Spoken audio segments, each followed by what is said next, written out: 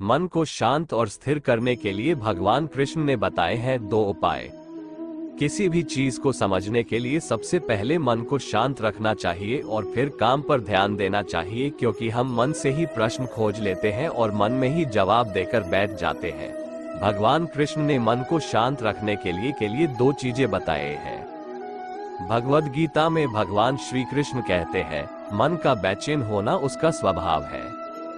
हमारे मन को लगता है कि अगर वह अलग अलग बातों के बारे में सोचता रहेगा तो हमें आने वाली हर मुश्किल और मुसीबत से बचा लेगा। पर ऐसा होता नहीं है। हम अपने जीवन का काफी अधिक समय सोच विचार करके परेशान होने में निकाल देते हैं।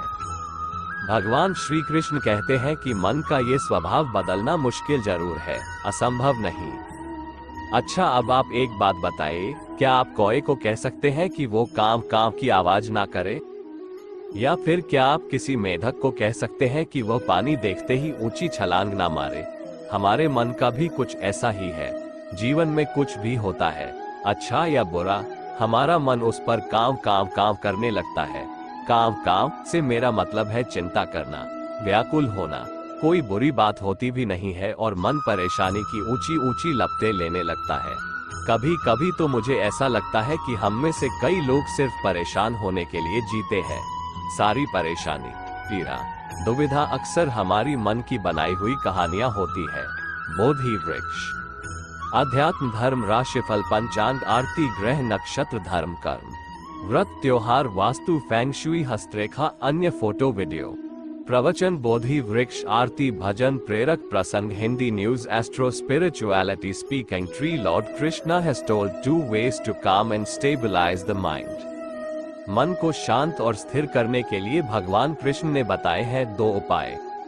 किसी भी चीज को समझने के लिए सबसे पहले मन को शांत रखना चाहिए और फिर काम पर ध्यान देना चाहिए, क्योंकि हम मन से ही प्रश्न खोज लेते हैं और मन में ही जवाब देकर बैठ जाते हैं।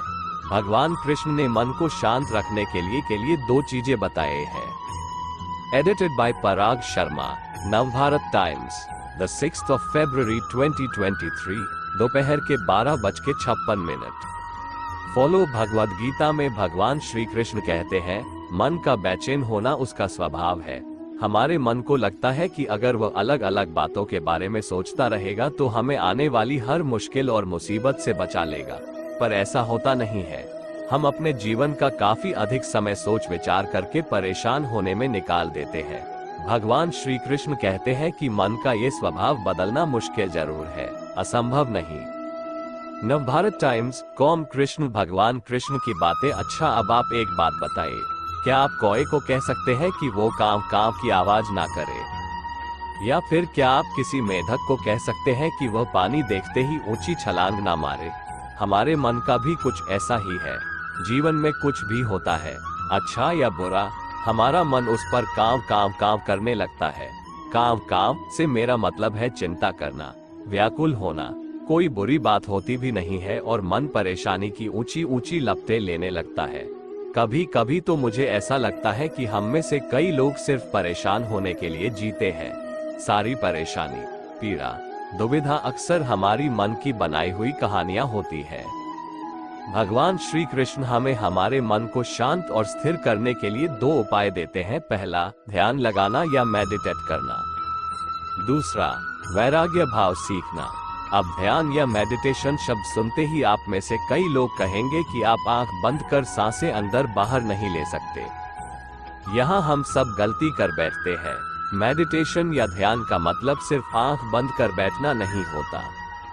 मेडिटेशन का मतलब होता है अपना पूरा ध्यान किसी चीज पर लगाना और उसे हटने नहीं देना। अगर आप रोटी बना रहे हैं तो सिर्फ उस बात पर ध्यान दीजिए। अगर आप पिक्चर देख रहे हैं तो अपना पूरा ध्यान पिक्चर पर लगाएं। यह मत सोचिए कि पिक्चर देखकर आप अपना कितना वक्त बर्बाद कर रहे हैं। जब आप जीवन के हर छोटे बड़े काम को पूरे ध्यान से करते हैं तो आपका जीवन ही एक मेडिटेशन बन जाता है।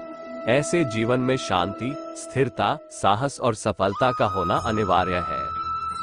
वैराग्य भाव दूसरा उपाय। वैराग्य का अर्थ यह नहीं कि आप सब कुछ छोड़कर जंगल में जाकर बैठ जाएं। वैराग्य का सच्चा अर्थ है कि आप जो काम कर रहे हैं उसका क्या नतीजा या रिजल्ट निकलेगा उसकी चिंता ना करें। जैसे अगर आपने कोई इंटरव्यू दिया, आप ये कर सकते हैं कि पूरे मन से तैयारी करें और अपना बेस्ट देकर आ जाएं। वह नौकरी मिलना या ना मिलना आपके हाथ में नहीं है। इस नतीजे के पीछे अलग अलग चीजें हैं जो आपके बिल्कुल कंट्रोल में नहीं। तो जिस चीज के बारे में आप कुछ कर नहीं सकते, उसके बारे में चिंता भी ना करें।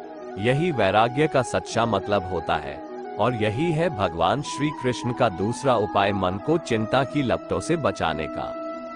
याद रखिए, आप पूरे के पूरे इंसान हैं, समझदारी, संयम और कुशलता से भरे इंसान। आपका मन जब भी कोए की तरह अलग अलग बातों पर आपको परेशान करने लगे, तब अपने मन को भी प्यार से समझाइए और शांत कर लीजिए।